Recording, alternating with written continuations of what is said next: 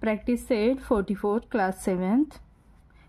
Question first, if the length and the breadth of rectangle is double, how many times will the perimeter of the new rectangle be that the original rectangle? याच्यासाठी मी तुम्हाला पहिला solve करून थोडंसं ठेवलेलं आहे की जेणेकरून तुम्हाला समजवता येईल. Let the length of the rectangle be. आता पहा इथे रेक्टँगल आहे, रेक्टँगलच्या दोन बाजू समान, समोरासमोरील बाजू काय असतात, समान असतात, म्हणजेच इक्वल असतात. जर ब्रीद आहे, ब्रीद म्हणजे त्याची उंची जी आहे, हाईट, ते ब्रीद म्हणून म्हटलं जातं आणि लेंथ म्हणजे त्याची लांबी. तर इथे length of the rectangle L, त्यांनी length means L short form and breadth means B.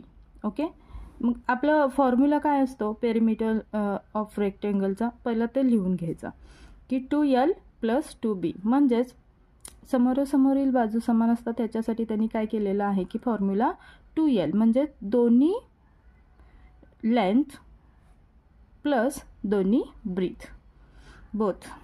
Okay, perimeter of is equal to old rectangle. आता फक्त हे आपण ओल्ड म्हणून पकडूया. ओल्ड 2L + 2B हा आपला फॉर्म्युला आहे.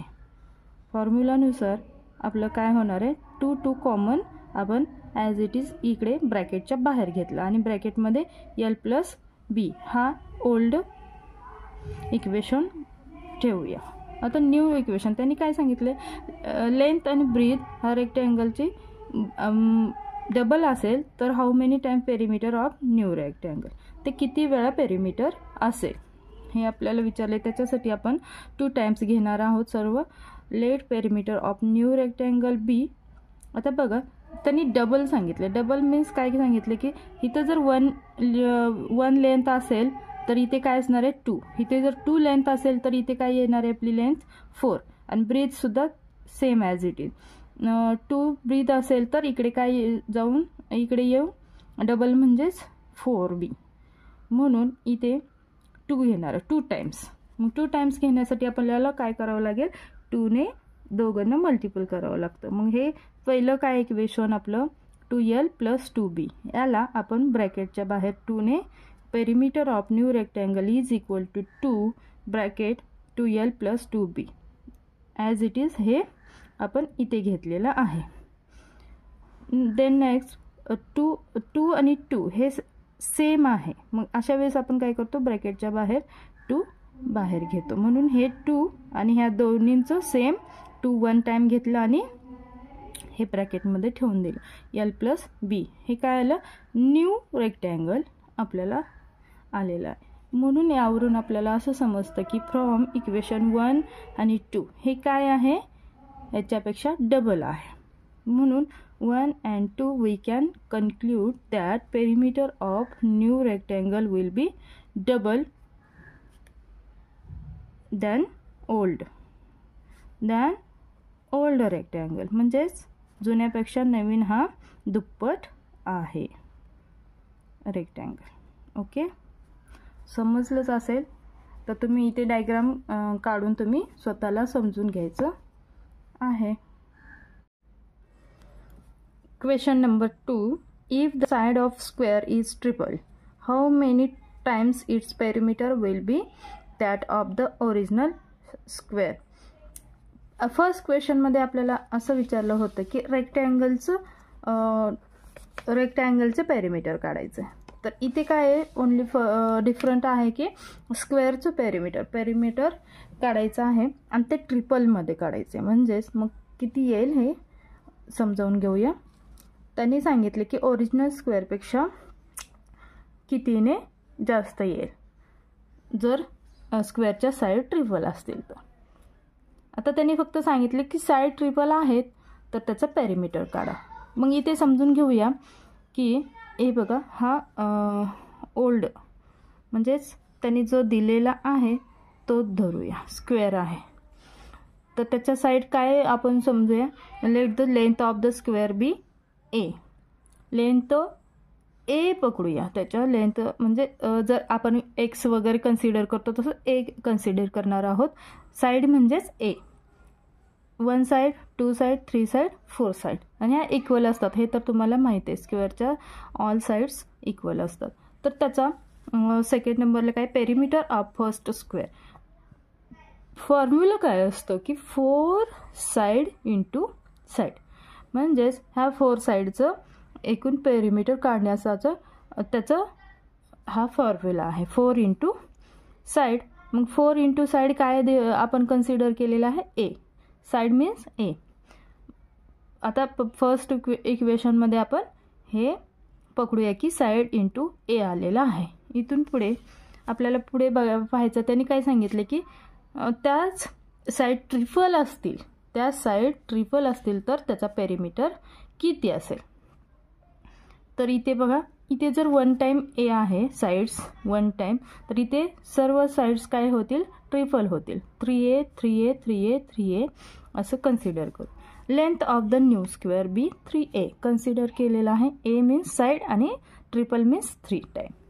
पेरिमीटर हे लेंथ आहेत. आता हे पेरिमीटर काढायचं. पेरिमीटर ऑफ न्यू स्क्वेअर काय येईल मग, perimeter of new square 4 into side असतो. साईड मीन्स किती धरलेला आहे, इथे आपण कन्सिडर केलेला आहे 3a, म्हणून 4 इंटू 3a.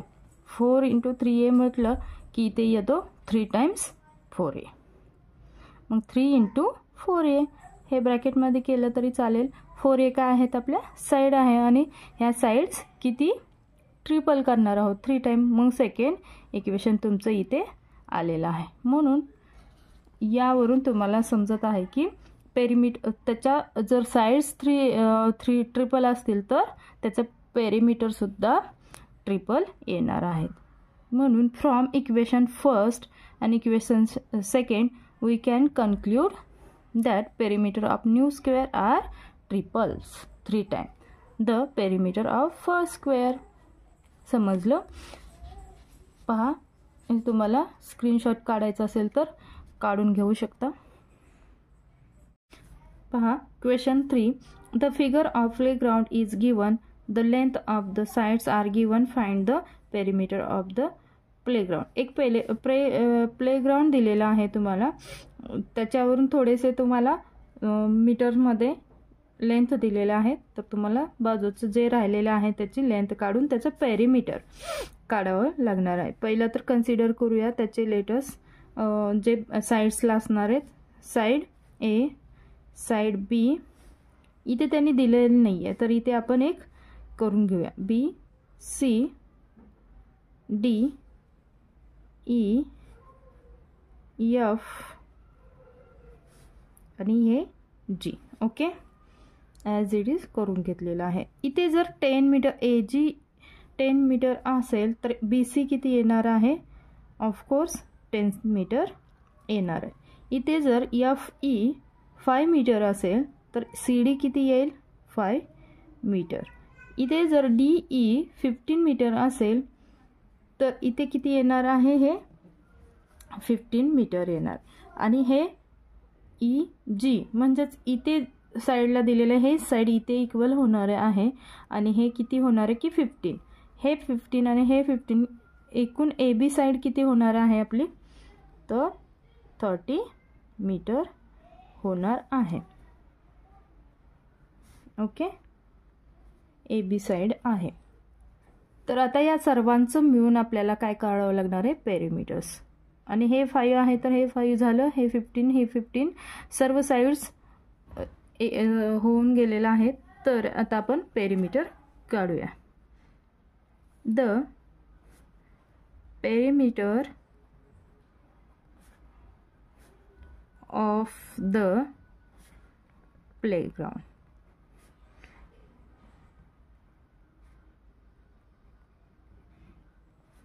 आता या सर्व साईड्सचं आपल्याला ॲडिशन करावं लागणार आहे. मग पहिली साईड कोणती घेऊया, ए जी. ए जी प्लस नंतर बिग साईड घेऊया ए बी, नंतर आहे बी सी, नंतर आहे सी डी, नंतर डी ई, नंतर आहे EF आणि लास्ट येते FG. पहा मग AG किती आहे 10 meter plus AB 30 meter, BC 10 meter, CD 5 meter आणि DE 15 meter, EF 5 meter, FG 15 meter. या सर्वांची ॲडिशन तुम्ही करायची आहे. पहा मग 5, 5, 10, 5, 15, 5, 20, 0, 2 वरती 1, 2, 3, 3, 3, 6, 7, 8, 9. किती आलेला आहे 90 मीटर. खूप इझी आहे हे. तर आपले द पेरिमीटर आन्सर काय येईल, the perimeter of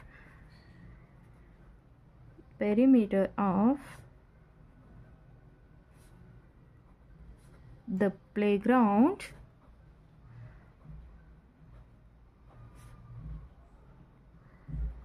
is 90 meter.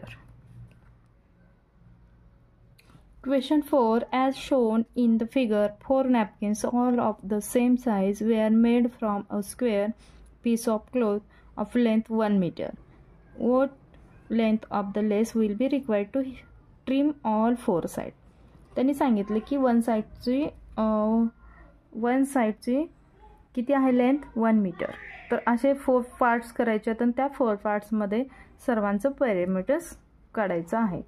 तर आपल्याला समजून घ्यावं लागेल की इथे पहा हे ओल्ड आहे त्यांनी दिलेलं, आपण न्यू तुम्हाला असे पार्ट केल्यानंतर त्या सर्वांचं पेरिमीटर काढायचं.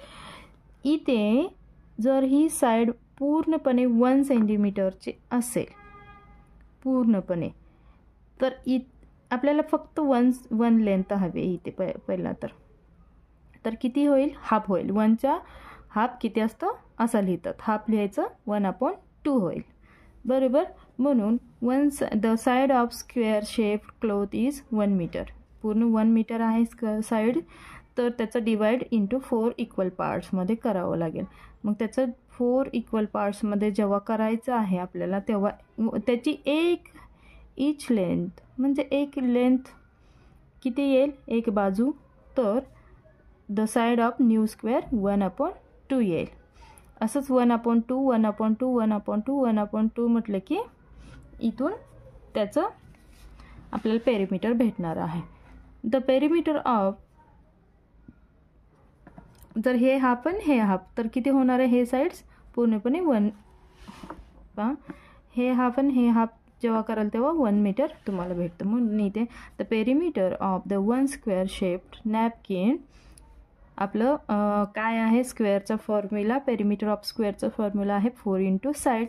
तर 4 इंटू हाफ, आपण जे एक बाजू घेतलेली आहे साईड 1/2. 2 1 जा 2, 2 2 जा 4, नंतर येतो 2 1 जा 2 मीटर. हे झालं एका बाजूच. तर त्यांनी काय सांगितलं, अशाच टोटल पेरिमीटर ऑफ 4 नॅपकिन्सचं काढायचं आहे. 4 इंटू 2, तर 4 2 जा 8, तर length of the required lace is 8 meter. तर